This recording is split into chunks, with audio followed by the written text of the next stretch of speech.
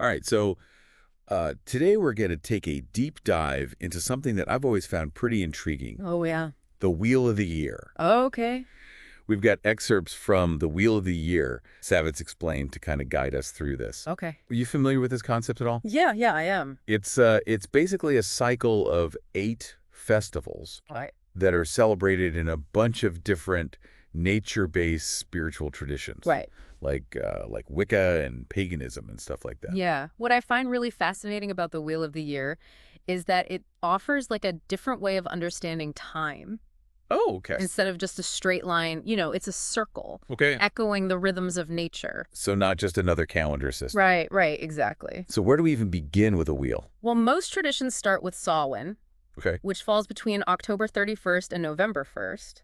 Okay. It's considered like the witch's new year. A new year in the fall. Yeah, That's definitely different. it is. What's the thinking behind that? Well, think about it. Samhain marks like the end of the harvest season, right? Like when nature seems to be dying back. Right. It's like a pause, Okay. before the cycle begins anew. So instead of fireworks and resolutions, Yeah. we've got falling leaves and a sense of things winding down. Exactly. Okay. And there's another layer to Samhain that makes it pretty unique. Okay. It's believed to be a time when the veil between the physical world and the spirit world is at its thinnest. Okay. Now that's where it gets really interesting for me. Right. The source mentions costumes and masks representing spirits and even like divination practices. Uh-huh. What's the significance of all that? Well, it's about recognizing that cycle of death and rebirth, Okay. not just in nature, but, within ourselves. Samhain invites us to connect with those who came before us Uh-huh. and perhaps even glimpse into the mysteries of what lies beyond. Deep stuff. Yeah. So Samhain is about letting go, reflecting, and perhaps even embracing a little mystery. Yeah, I think that's a great way to put it. What comes after this period of introspection? Next on the wheel is Yule, the winter solstice, Okay. from December 21st to 22nd. All right. It's a celebration of the return of the sun after the longest night. Ah, so this is where the light starts to creep back in. Yes. We're talking cozy fires, festive feasts, Right. and the iconic Yule tree, right? Precisely, Yule is all about hope and renewal. Okay. That evergreen tree, for example, Yeah. symbolizes life enduring even in, the darkest times. It's interesting how many cultures celebrate light during the darkest time of the year. Yeah, It seems like a universal human need. absolutely. Light represents hope, warmth, and the promise of new beginnings. Yeah. It's a powerful symbol across many traditions, not just those who follow the Wheel of the Year. Okay, so we've moved from the introspective darkness of Samhain Right. to the hopeful return of light with Yule. Yes. Where does the wheel take us next? Well, we then transition into Imbolc, and celebrated from February 1st to 2nd. It marks the halfway point between the winter solstice and the spring equinox. So still winter, but with a hint of spring on the horizon. Yes, exactly. What's the vibe of this Sabbat?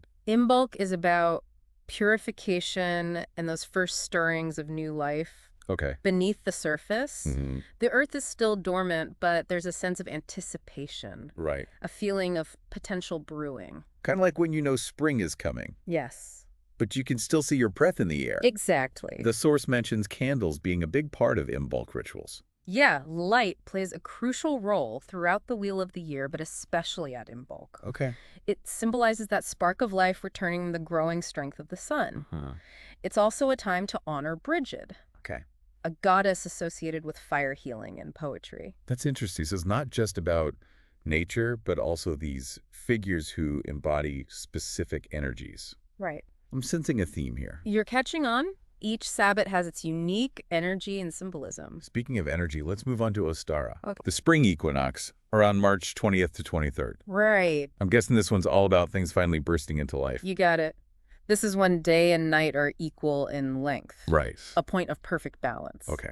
Ostara celebrates the arrival of spring with all its vibrant energy and new beginnings. Yeah. We see this reflected in traditions like egg decorating and planting seeds. Okay. Those traditions make sense. Yeah. Eggs symbolize new life, and planting seeds is literally about new beginnings. Exactly. It's a time to celebrate fertility, both in the natural world and within ourselves. Okay. What new ideas or projects are you ready to plant and nurture? That's a good question. I'm feeling inspired already. Good. So we've got this beautiful balance with Ostara. Yes. Where does the energy shift from here? Well, things start to heat up as we move into Beltane. Beltane? Celebrated from April 30th to May 1st. I've heard whispers about this one. Well, Something about bonfires and a maple. Beltane marks the peak of spring, a time of exuberance, and yes, a celebration of fertility and passion. So we're moving beyond balance and into something a bit more fiery. Precisely. The maypole dance, with its intertwining ribbons, symbolizes the union of masculine and feminine energies, a potent symbol of creation and life force. Okay. And the fire. It represents transformation and, of course, passion. Wow. Things are definitely heating up on the Wheel of the Year. Yeah. It's amazing how each Sabbat seems to build on the energy of the one before it. That's the beauty of the wheel. It's a continuous cycle, always moving, always evolving. So we've journeyed from the quiet introspection of Samhain to the fiery passion of Beltane. We have. What awaits us as we continue our journey around the wheel? Well, next up is the peak of the year, the summer solstice, known as Litha. Okay. Before we dive into Litha, I think we need to take a quick pause and let our listeners catch their breath. Okay. We've covered a lot of ground already, and there's still so much more to explore. You're right, we should pace ourselves. Yeah. There's no need to rush through the wheel. After all, it's about appreciating the cycles and taking the time to savor each moment. Okay, so we're back, and ready to continue our journey around the Wheel of the Year. All right. Last we left off, we were just about to dive into Litha, the summer solstice. Yes, Litha falls between June 20th and 23rd. It's the longest day of the year when the sun is at its zenith, just bathing us in its warmth and energy. So if Beltane is about the fiery passion of spring, Litha's like that energy in full bloom. Exactly. It's a time to celebrate growth, abundance, and the sheer force of life. Imagine fields bursting with color, the air thick with the scent of wildflowers, and the sun's energy practically crackling around you. I can almost feel the warmth just thinking about it. Yeah. The source mentions bonfires being a big part of the Litha celebrations. Yeah. What's the significance of that? Well, fire is a powerful symbol throughout the Wheel of the Year. Right. And at Litha, it represents the sun's power at its peak. It's a time for outdoor rituals, basking in the sun's rays and appreciating all that has come to fruition. And it's not just about external warmth and light, right? There's an internal aspect to Litha as well. Absolutely. Litha is a time to connect with your own inner strength and vitality. It's a time to reflect on your goals and how you can harness that powerful solar energy to achieve them. Okay, I'm definitely feeling energized just talking about this. Good. But even the longest day has to come to an end. It does. What happens as the wheel turns from the peak of summer? Well, we begin the descent into the harvest season with llamas, which falls on August 1st. So this is where we start to reap what we've sown, both literally and metaphorically. Precisely. Llamas, also known as Lumnasad, is the first harvest festival celebrating the abundance of grain, particularly wheat and corn. Okay. It's a time to give thanks for the fruits of our labor and the earth's generosity. There's a beautiful simplicity to that, just acknowledging the effort and expressing gratitude for the result. And it's not just about taking, is it? Right. It's about recognizing the reciprocal relationship we have with nature. Okay. We give thanks for the harvest, but we also recognize that the earth has given to us. It's like a beautiful exchange of energy. We work with the earth, and she provides for us in return. Exactly. It's a reminder to be mindful of our impact on the planet and to appreciate the gifts she so freely offers. And as we move into Mabon, the autumn equinox, around September 20th to 23rd, that sense of balance returns. Mabon, the second harvest festival. This one feels a bit more mellow and reflective, wouldn't you say? Yes, Mabon is a time of equal light and darkness, symbolizing balance once again. But this time, it's a balance between the abundance of the harvest and the approaching darkness of winter. It's like a pause at the midpoint. Yeah. A moment to take stock before the wheel turns towards the darker half of the year. Exactly, and the celebrations reflect that. Think harvest feasts with family and friends sharing stories and laughter around a crackling fire, the warm glow of candlelight illuminating the gathering. It sounds so cozy and grounding. I can almost smell the spiced cider and freshly baked bread. What kind of personal reflections might be appropriate during Mabon? Well, Mabon is an ideal time to reflect on your personal growth over the past year. What have you learned? What challenges have you overcome? What are you grateful for? It's like a time to take inventory of your inner harvest before the season of dormancy and introspection sets in. Exactly. It's about acknowledging your accomplishments, giving thanks for what you have, and letting go of what no longer serves you. So we've journeyed through the entire wheel, from the death and rebirth of Samhain to the reflective harvest of Mabon. Right.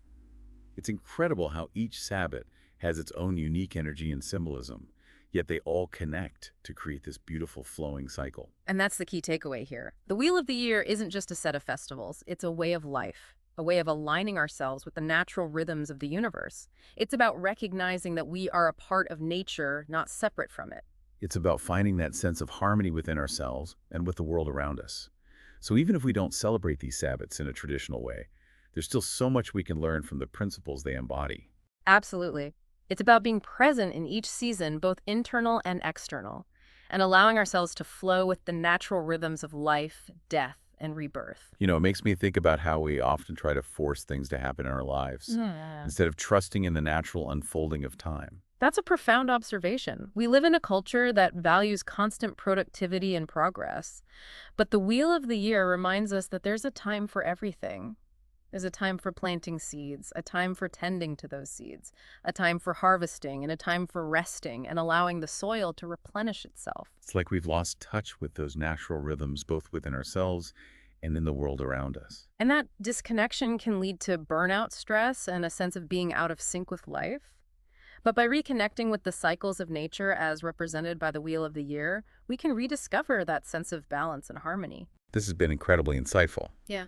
But I'm wondering, how can we make this ancient wisdom more relevant to our modern lives? Can we actually apply the Wheel of the Year to our personal journeys, even if we don't celebrate the Sabbats in a traditional way? That's a great question, and one we'll explore in more depth in the final part of our deep dive. Stay tuned, folks, because this conversation is about to get even more interesting. All right, so we're back for the final part of our deep dive into the Wheel of the Year. Okay. We've explored the symbolism, the rituals, the energy of each Sabbat. Right. But now I'm kind of curious, like, how do we actually apply this ancient wisdom to our modern lives? Yeah, that's the heart of it, isn't it? Yeah. The Wheel of the Year isn't just some fascinating historical concept. Right. It offers a framework for understanding the cyclical nature of life itself. It's a reminder that we are part of something bigger, something ancient and enduring. Okay. I'm starting to see how this goes beyond just celebrating festivals. Yeah. So how do we tap into this wisdom in a practical way? Like, I can't exactly build a bonfire in my apartment every time I need a burst of Litha energy. Of course not. But you can start by simply becoming more aware of the natural world around you. Oh, okay. Notice the subtle shifts in the seasons, the lengthening and shortening of days, the phases of the moon. So it's about being more present, more tuned in to those natural rhythms that are always happening around us, whether we're paying attention or not. Exactly. And as you cultivate that awareness, you might start to notice how those external cycles mirror your own internal rhythms. Interesting. What do you mean by that? Well, think about it. Yeah. Just as the Earth has periods of growth, harvest, dormancy, and renewal, so do we. We have times when we're bursting with energy and creativity, and times when we need to rest and recharge. Okay, yeah, I can definitely relate to that. Right. There are times when I feel like I'm firing on all cylinders, Uh-huh. and other times when I just need to hibernate and process everything that's happened. Exactly. And the Yeah. Wheel of the Year can help us understand and navigate those internal seasons. For example, if you're feeling burnt out and needing to slow down, Right. perhaps that's your cue to lean into the energy of Mabon, a time for reflection, gratitude, and letting go. That makes a lot of sense. It's like each Sabbath offers a blueprint for a particular energy or phase that we might experience in our own lives. Precisely. And by understanding the themes associated with each Sabbath, Right. we can make choices that are more aligned with our own natural rhythms. So if I'm feeling stuck and needing a fresh start, maybe Imbolca, with its focus on purification and new beginnings, Yeah. is the energy I need to tap into. Exactly. Or if you're working on like a big project that requires a lot of energy and focus, for perhaps Litha with its emphasis on peak vitality and that the sun's power is the energy you want to harness. I love that. It's like the Wheel of the Year gives us a language for understanding our own internal experiences, and not just understanding them, but working with them.